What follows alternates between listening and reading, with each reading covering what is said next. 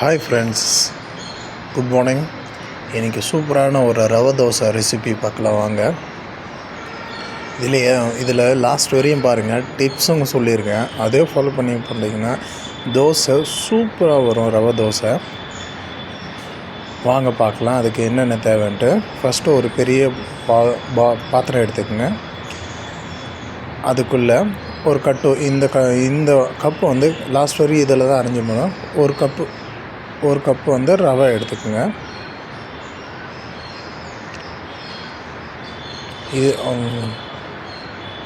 இது கரெக்டாக இருக்கணும், இந்த ரேஷியோ. இதே ரேஷியோவில் நீங்கள் ஃபாலோ பண்ணிங்கன்னா சூப்பராக வரும் தோசை.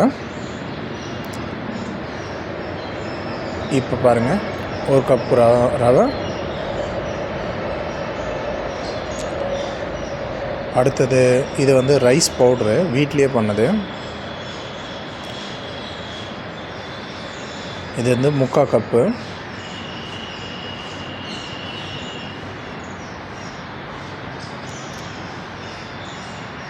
அடுத்தது வந்து மைதா.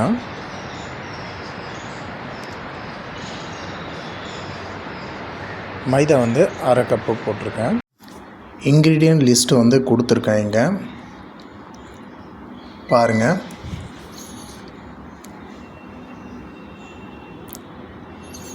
அடுத்தது இது போட்டு அடுத்துட்டு வெங்காயம், கேரட்டு, இஞ்சி, பச்சை மிளகா, கருவேப்பிலை கட் பண்ணி வச்சுருக்கேன், சாப் பண்ணி வச்சுருக்கேன் சின்னதாக. இங்கே பாருங்கள், எல்லாமே கட் பண்ணி வச்சுருக்கேன்னா.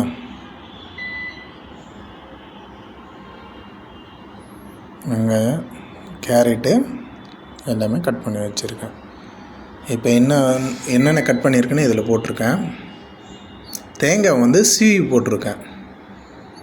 யாரும் இதில் போட மாட்டாங்க ஆக்சுவலி தேங்காய். ஆனால் நாங்கள் வீட்டில் செய்யும் போது தேங்காய் போட்டால் அவ்வளோ டேஸ்ட்டாக இருக்கும்.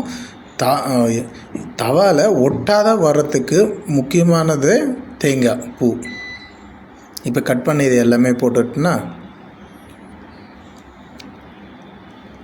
அடுத்தது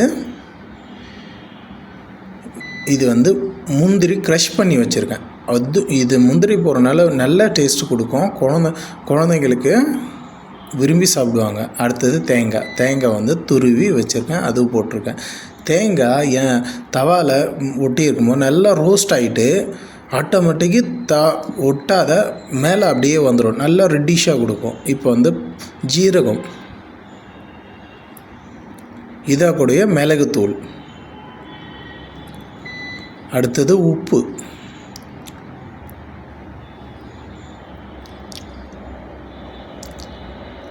அடுத்தது வந்து பெருங்காயத்தூள் போடுவேன். இது வந்துட்டு வாசனைக்காக, ஜீரண சக்திக்காக. நான் எல்லா வீடியோ சொல்கிற மாதிரி தான். இது வந்து நல்ல ஜீரண சக்திக்காக இது போடுறேன். இது வந்து இப்போ இதில் தண்ணி ரேஷியோ வந்துட்டு ஃபஸ்ட்டு நல்லா மிக்ஸ் பண்ணிக்கோங்க. இதுக்கு வந்து தண்ணி ரேஷியோ வந்துட்டு இப்போ நம்ம 1/3 + 1 1/2 + 1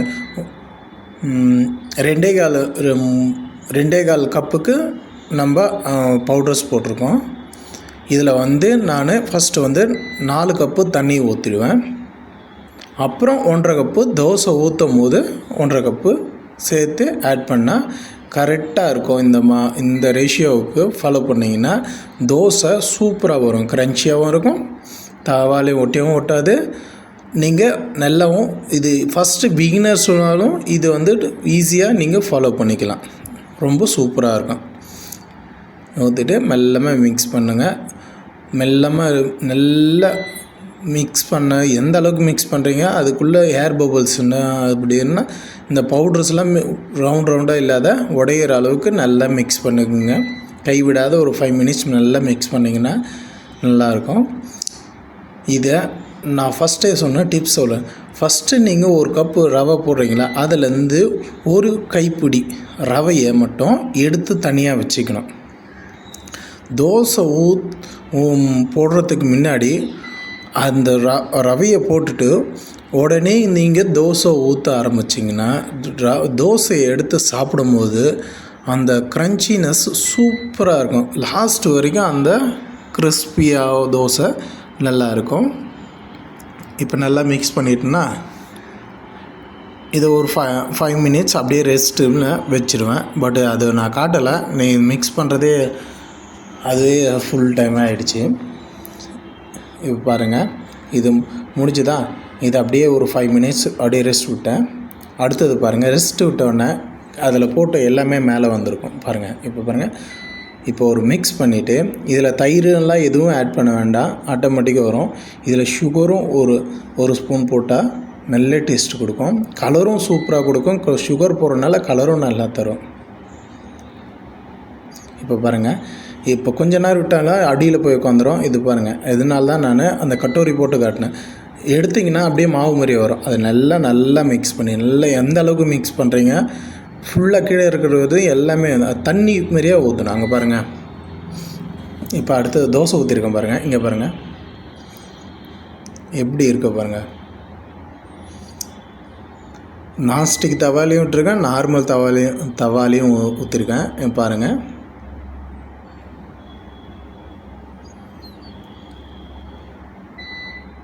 பார்க்குறதுக்கு இப்படி தான் இருக்கும், சூப்பராகவும் இருக்கும், டேஸ்ட்டும் சூப்பராக இருந்துங்க ஃப்ரெண்ட்.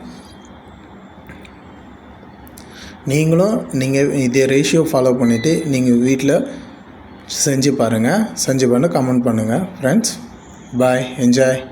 இங்கே பாருங்கள் லாஸ்ட் தோசை. ஓகே, பாய் ஃப்ரெண்ட்.